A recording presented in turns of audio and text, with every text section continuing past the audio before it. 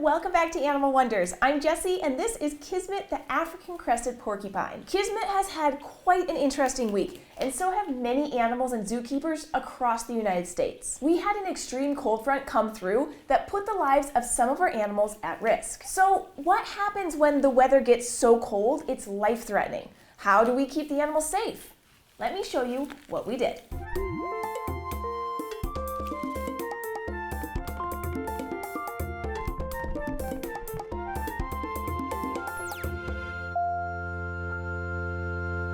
For many of the states like Texas and Oklahoma, who rarely have to deal with freezing temperatures, the unusual extreme cold, major storms, and power outages has been a very serious undertaking. The zookeepers were faced with major challenges trying to keep their animals warm. They got creative and saved the lives of thousands of animals. So well done to all the hardworking animal keepers who are so dedicated to the well-being of their charges. Unfortunately, extreme weather can be a really challenging issue, and not all of the animals survived, which is why we take it so seriously. Now, in Montana, unpredictable and extreme weather happens quite frequently. Sub-zero temperatures, blizzards, and power outages are so common that it's one of the biggest challenges to having an exotic animal rescue in Montana, especially when providing care for species that come from desert or tropical habitats. Which is why we have seasonal changes to our daily animal tasks and cold weather protocols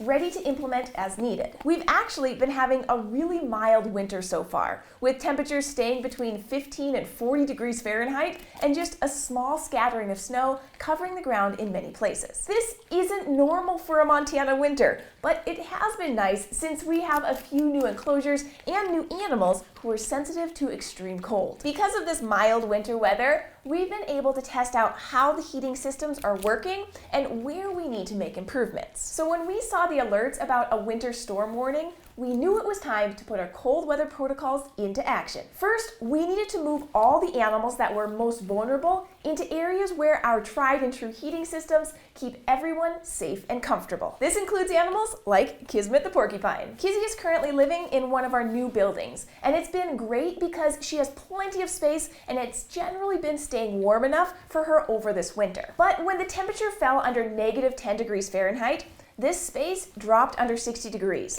and with even colder temperatures predicted, we didn't feel comfortable leaving her in this room. So Kismet was loaded into her crate and moved into the main building for temporary housing so we could safely ride out the storm. Now, Kizzy is a giant rodent with giant rodent teeth, and she can easily and quickly chew right through a wall. Housing her in a temperature-controlled indoor space is challenging. So she went into the only room in the main building that has walls that she can't chew through. But that happens to be currently housing our trio of rabbits, which means the rabbits needed to move out.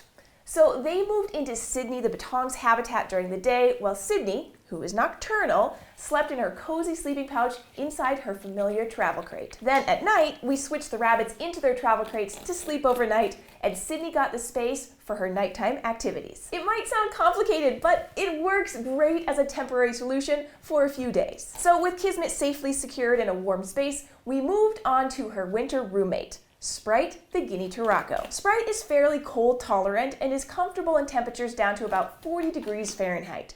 So she just needed to be moved into a crate for the 2 nights that it was predicted to get below -20 degrees Fahrenheit. She doesn't enjoy being in small spaces, so as soon as it was safe in the morning, she was let out of the crate back into the room to run and hop around on her branches.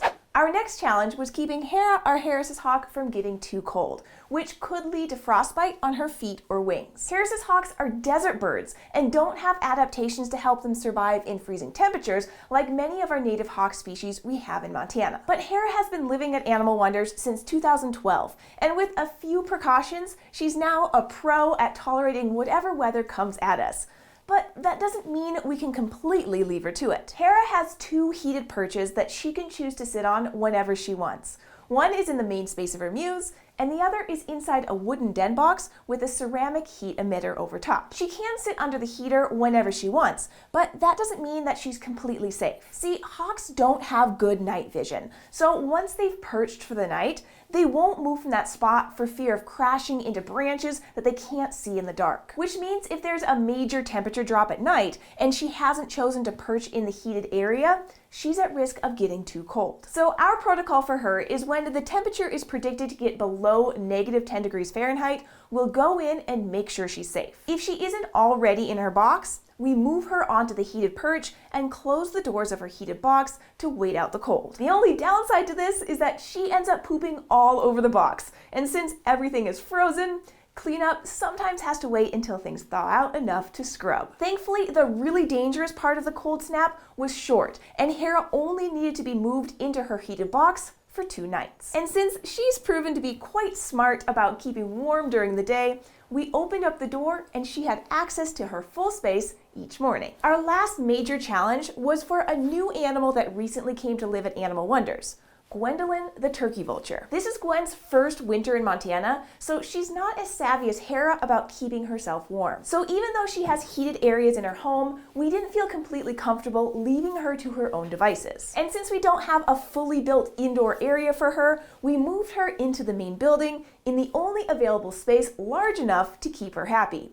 Right in the hallway, which was a really interesting experience for both us and her. It was really fun watching all of her unique behaviors, and we're really getting to know her better. So that meant all of the cold sensitive animals were accounted for, but that still left a lot to do. We turned up the heaters in all of the main indoor rooms and turned down the ventilation systems. Then we turned up the air purifiers to keep the animals' natural dust and dander under control. Next, we gave all of the native species living in outdoor spaces extra bedding, double-checked their dens to make sure they were secure and the animals could make them cozy, and ensured their heated water bowls were properly secured and functioning. Lollipop the skunk is getting older, so she's now getting a heat pad under part of her den box. So we made sure it was working and she was warm and happy. Ringo the raccoon got fresh blankets to pile into his house since he had recently pulled all of them into his water for who knows what reason. Raccoons are troublemakers. Also, Ringo's daily dumping of his water dish has created a big berm of solid ice around his bowl that's threatening to block the door. So we'll need to figure out how to prevent that from happening in the future. Then we installed a heat bulb over one of the ravens' perches to give them the option to sit under it if they wanted to. And that left us with Huckleberry the beaver. Now with Huckleberry comes even more challenges.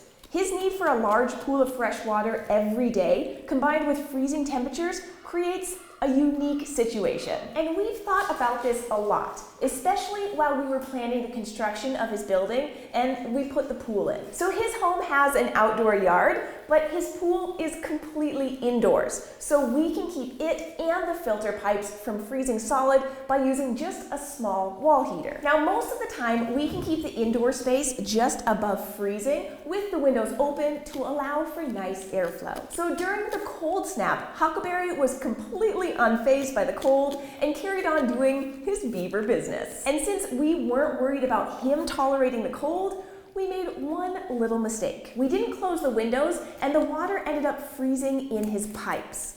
Luckily, the pipes didn't break, but it did make it very hard to clean out his pool for a few days. Of course, we'd do anything for Huckleberry, but I've got to give a huge shout out to Taylor and Augusto for taking on cleaning beaver poop water in sub-zero weather. It's no easy task. When extreme weather comes unexpectedly, it can be devastating. I want to send out my deepest condolences to all of the animal caretakers who are grieving a loss due to the cold or the power outages. I'm incredibly thankful to have a great animal keeper team and solid plans in place, even if everything isn't completely perfect. Overall, this cold blast was challenging, but it wasn't more than we could handle. It came with some known tasks and it presented some new hurdles, but we've made it through and we've come out with good ideas for what needs to be worked on. We're going to figure out how to keep Kismet the porcupine's room warmer even in extreme cold temperatures. We're going to build Gwendolyn the vulture an indoor space that she can go into when she's cold. We're going to figure out how to keep Ringo the raccoon from creating ice sculptures in the front of his door. And we're going to not forget to close